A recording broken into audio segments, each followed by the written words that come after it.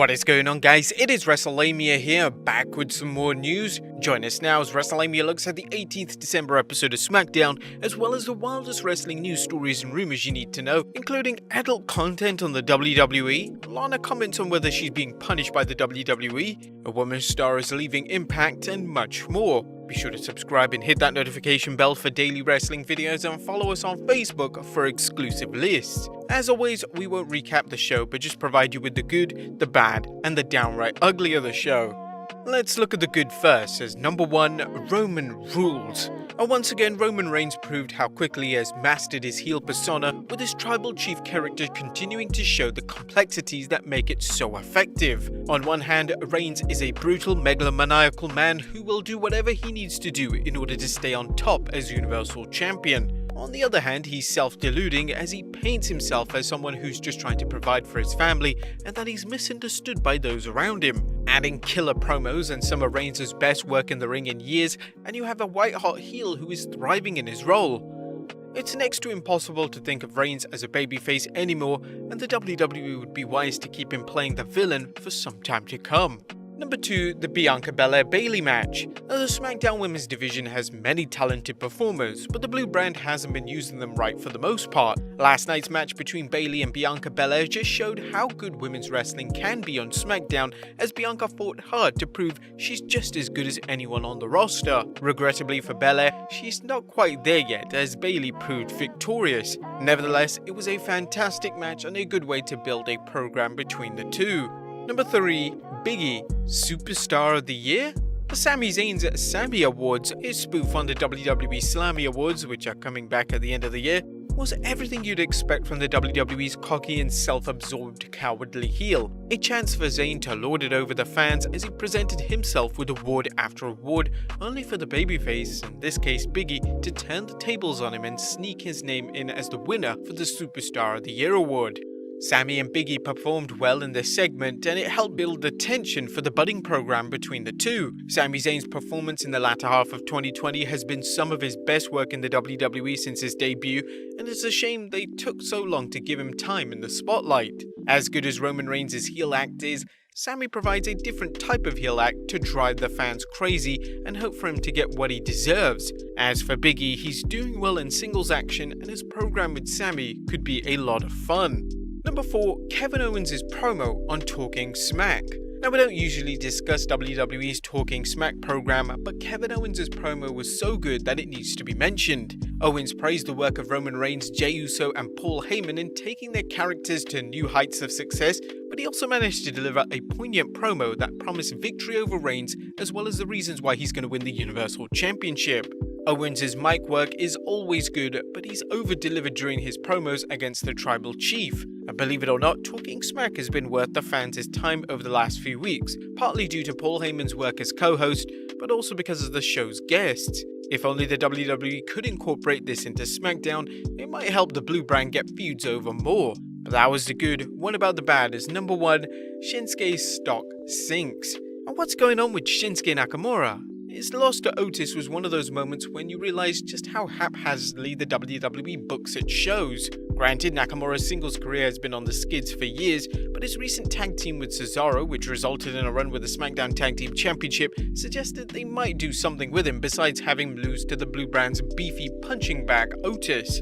Now, while we are happy to see Otis getting a bit of a push, it's still frustrating to see the King of Strong Style as glorified enhancement talent. Remember the good old days when 2018 meant something for Shinsuke? We guess they never had faith in him. Number 2, WWE's bait and switch with The Rock.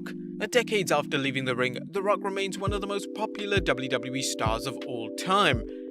It's no surprise that the WWE would want to hype its Talking Smack show by promising an interview with the most electrifying man in sports entertainment, hoping to get the fans to tune into Talking Smack. The problem was that the interview with The Rock was an old interview, and no matter how many fans may have enjoyed it, the WWE burned more goodwill from fans who were counting on seeing a new interview. As the 14th December Raw rating showed, the WWE has enough problem keeping fans around, and this kind of bait and switch isn't going to help. Number 3, missing in action. Where were the Mysterios and Murphy this week? This is the second week that Rey and Dominic were nowhere to be seen, As we speculated last week, they may be giving the Mysterios time off because they don't want to start a big program so soon after their lengthy feud with Seth Rollins. But what about Buddy Murphy? The underutilized superstar could do well from getting some quality time on the blue brand, even if it's 2 weeks of matches with no storylines driving them. Likewise, Dominic is at the point in his career where he needs TV exposure and a chance to connect with the WWE Universe. They could have teamed both superstars up to see if there's any chemistry as a team, and heaven knows SmackDown needs more tag teams. And finally, 4 matches on a 2-hour show?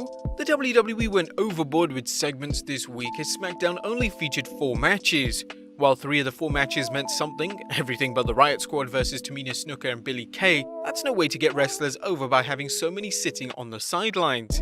Now, we're not asking for 10 3-minute matches, but the WWE needs more matches on television if it wants fans to care about its wrestlers. Now, there was nothing downright ugly about this week's SmackDown, as SmackDown was all about promoting the Roman Reigns vs Kevin Owens Universal Championship match at TLC, while the WWE promoted Sasha Banks' SmackDown Women's Championship match against Carmella and some undercard matches. There was no doubt about what the fans' focus was on. Considering all the hype, the WWE better deliver as it begins preparation for the road to WrestleMania. What did you guys think of SmackDown this week? Let us know in the comments down below. Now, let's move on to the news.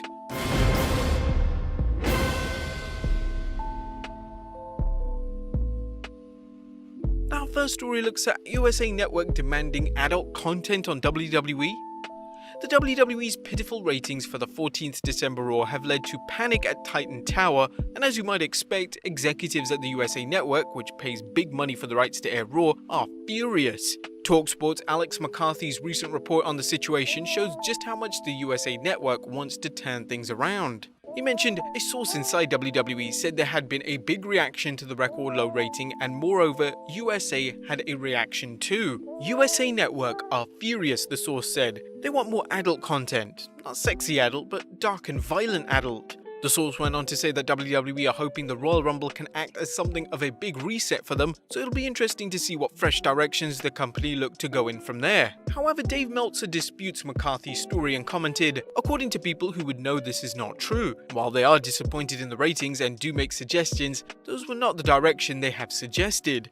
Now, whether or not this is the actual plans for Raw could definitely do with some more mature content. Again, we're not saying let's bring back the Attitude Era with its raunchiness and sex factor or anything like that, but if WWE wants to make any significant changes, it needs to bring in more mature content. It needs to stop aiming at children under the age of 10 and look into that all-important 18 to 49 demographic. That's the only way viewers are gonna come back. Bring in more swearing, more shoots, just do something to make the product more mature. How would you do it? Let us know in the comments down below. Next up, a wrestler is leaving Impact. It looks like longtime performer Madison Rayne is leaving Impact soon. Rayne, a 5-time Knockouts champion and 2-time Knockouts tag team champion, has been working on color commentary in Impact, but PW Insider reports she's planning on leaving wrestling for a new career. The 34-year-old grappler is married to Impact commentator Josh Matthews. Where should she end up? Let us know in the comments down below. Next up, Lana comments on whether she's being punished. Is Lana being punished for her husband Miro, aka former superstar Rusev, working in AEW? Well, that's a question that keeps coming up as Lana has been booked poorly on Raw, including 9 consecutive weeks of being put through a table, as well as a recent storyline where her women's tag team championship opportunity was destroyed by Nia Jax and Shayna Baszler. She commented on an interview with the New York Post saying, "It's insane because I think people are finally seeing what I'm made of. For so long being in stories where I'm enhancement to the main character, no problem, I love doing that. Not everyone can be Tom Hanks and Leonardo DiCaprio. That's just the reality. I approach everything in WWE as I do the world of acting. It's a compelling story and not everyone can be the lead man and the leading lady. It's a hard pill for people to swallow, but this is show business and this is television." If Lana does feel she's being punished, she's wise in not acknowledging the possibility, undoubtedly aware that any sign of weakness will lead to a further burial. And finally, is a new faction coming to WWE? The WWE's recent application for a trademark for the name The Collective